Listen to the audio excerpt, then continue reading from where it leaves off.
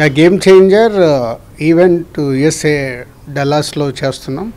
21st evening 6:37కి అక్కడ అమెరికాలో start అవుతుంది. సో 22nd మార్నింగ్ మనకు ఇండియాలో స్ట్రీమింగ్ టైమింగ్ ప్రకారం. సో ఫస్ట్ టైం ఈవెంట్ కాబట్టి మాకు కూడా ఈగర్లీ ఎగ్జైట్మెంట్ ఉంది.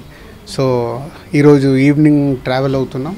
హీరో, నేను, director and chief guest Sukumar అందరం ట్రావెల్ అవుతున్నాం. సో అక్కడ వెళ్ళి ఈవెంట్ని సక్సెస్ఫుల్గా చేసి మీ అందరికీ అంటే ఒక వావ్ ఈవెంట్ లాగా చూపించాలనే ప్రయత్నంలో ఉన్నాం. సో ఈ సంక్రాంతి దిల్ సంక్రాంతి అని ఇండస్ట్రీ అంతా అంటూ ఉన్నారు, మీకు ఎలా అనిపిస్తుంది? యా, ఈ సంక్రాంతికి 3 సినిమాలు రిలీజ్ కాబోతున్నాయి. గేమ్ చేంజర్ 10th, అలాగే డాకు మహారాజ్ 12th, సంక్రాంతికి వస్తున్నాం 14th. సో న్యాచురల్గా 3 సినిమాల్లో 2 సినిమాలు మా ప్రొడక్షన్ హౌస్ అయితే బాలకృష్ణ గారి సినిమా సితారా, అది కూడా మాదన్నట్టే. సో 3 సినిమాలు అద్భుతంగా ఆడుతాయి అని నమ్ముతున్నాను. సో ఏ జోనర్కి ఆ జోనర్గా ఉంది. సో గేమ్ చేంజర్ ఒక జోనర్లో ఉంటే, ఒక పొలిటికల్ అండ్ సిస్టమ్ మీద ఉంటే, ఒక ఫ్యామిలీ డ్రామాతో పాటు డాకు మహారాజ్ ఒక మాస్ విజువల్స్ కనిపిస్తున్నాయి, ఒక మాస్ సినిమాది. అలాగే సంక్రాంతికి వస్తున్న హోల్ ఎంటర్టైనర్. సో 3 ఏ జోనర్కి ఆ జోనర్లో ఉన్నాయి కాబట్టి 3 సినిమాలు సూపర్ హిట్ కావాలి, అవుతాయని ఆశిస్తున్నాను. నిన్న మీ బర్త్డే సందర్భంగాను, లేకపోతే మీ బర్త్డే రోజు కోయిన్సిడెన్స్ గాను ప్రమాణ స్వీకారం చేశారు. అండ్ సో దాని గురించి 2 మాటలు. యా, తెలంగాణ ఫిలిం డెవలప్మెంట్ కార్పొరేషన్కి చైర్మన్గా నియమిస్తూ సీఎం రేవంత్ రెడ్డి గారు ఒక 10 days బ్యాక్ అనౌన్స్ చేశారు.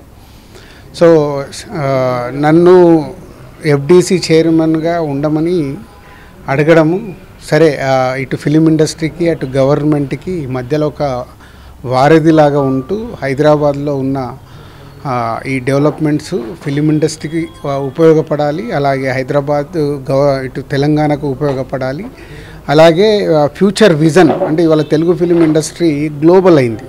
సో మనం లాస్ట్ ఒక 2-3 years నుంచి చూస్తుంటే మన సినిమాలన్నీ పాన్ ఇండియా సినిమాలు గ్లోబల్గా రీచ్ అవుతున్నాయి. Not only India, other countries కూడా రీచ్ అవుతున్నాయి. సో దీన్ని ఇంకా బిగ్గా చెయ్యాలి, అన్ని ఫెసిలిటీస్ పెరగాలి. ఇక్కడ పెద్ద పెద్ద సినిమాలు ఇంకా సులభంగా ఇండియాలో ఉన్న అదర్ లాంగ్వేజ్ వాళ్ళు కూడా హైదరాబాద్లో షూటింగ్ చేసుకోవడానికి వాళ్ళకి కావాల్సిన ఫెసిలిటీస్, ఇటు ఆల్రెడీ తెలుగు సినిమా ఎక్కడో చాలా గ్రో అయి ఉంది. దీన్ని ఇంకా పెద్దగా చేయడానికి అటు గవర్నమెంట్కి ఇటు ఫిలిం ఇండస్ట్రీకి మధ్యలో ఉండి చేయాలని ప్రయత్నం చేసి ఇంకా చాలా చేయాల్సినవి ఉన్నాయి. ఒకప్పుడు మన ఎఫ్డీసీ అని అంటే చాలా ఇటు చిల్డ్రన్స్ ఫిలిం ఫెస్టివల్ కానీ, ఇటు అవార్డ్స్ కానీ అవన్నీ ఉండేటి, మెల్లిగా డైల్యూట్ అయ్యాయి. అవన్నీ మళ్ళీ ప్రాపర్గా ఫిలిం ఇండస్ట్రీకి ఒక ఎనర్జీని ఇవ్వాలి, ఒక ఎంకరేజ్మెంట్ని ఇవ్వాలి.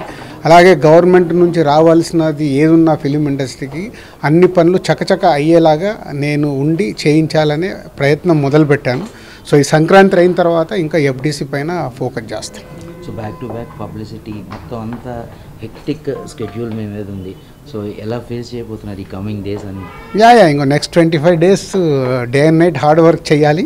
ఎందుకంటే ఇప్పుడు రాబోతున్న సినిమాలు సక్సెస్ఫుల్ సినిమాలుగా కాంటెంట్ రెడీ అయినాయి. అవి ఆడియన్స్ దగ్గరికి సూపర్ హిట్ రేంజ్కి తీసుకెళ్లాలంటే ఓల్డ్ టీమ్స్ 2 సినిమాల టీమ్స్ పనిచేస్తున్నాయి. దానికి నేను వెనకాల ఉంటూ పుషప్ చేస్తూ ఇటు ప్రమోషన్ సైడ్ అటు కాంటెంట్ చెక్ చేస్తూ అన్నీ రీచ్ అయ్యేలాగా చేయాలి. ఒక pan India cinema game changer అన్ని ప్లేస్లకు తిరగాలి, అన్ని ప్లేస్లో అన్ని స్టేట్స్లలో ప్రమోషన్ చేపియాలి.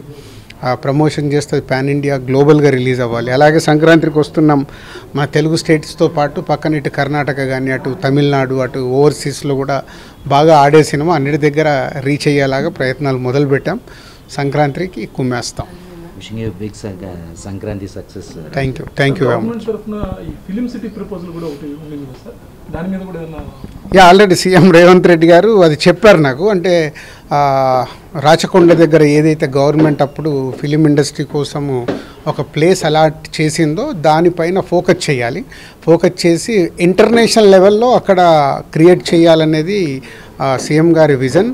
సో ఎఫ్డీసీ చైర్మన్గా నేను చెప్పాను కదా ఇందాక, ఇటు ఫిలిం ఇండస్ట్రీకి ఎలా ఉపయోగపడుతుంది, ఈ గవర్నమెంట్ నుంచి చేసుకోవాల పనులన్నీ ఫిలిం ఇండస్ట్రీకి ఉపయోగపడేలాగా చేయాలి. అలాగే తెలుగు సినిమాని ఇంకా పెద్దదిగా చేయాలి.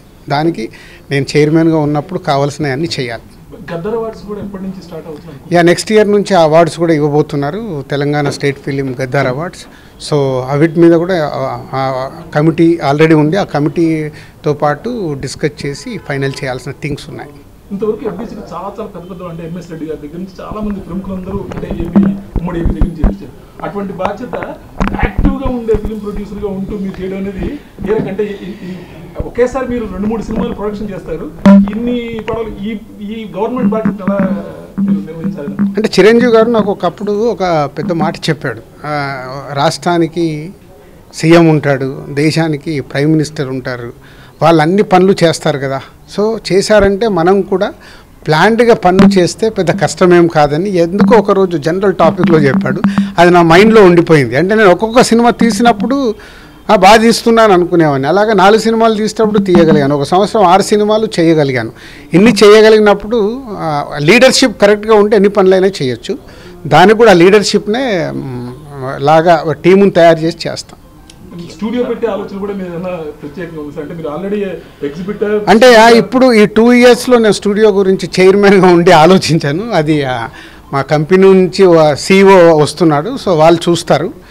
మాకు ఒక దగ్గర ప్లేస్ ఉంది, దాంట్లో స్టూడియో అనుకున్నాము. బట్ ఇప్పుడు ఎఫ్డీసీ చైర్మన్గా ఉన్నప్పుడు నా కోసం కాదు, నలుగురికి ఉపయోగపడే పనే చేయాలి. నేను అదే చేస్తాను. అన్ని పెద్ద సినిమాల్లాగే దానికి ఉంటుంది. తప్పకుండా 2 రాష్ట్రాల్లో పక్కాగా ప్లాన్ చేసి చేస్తాం.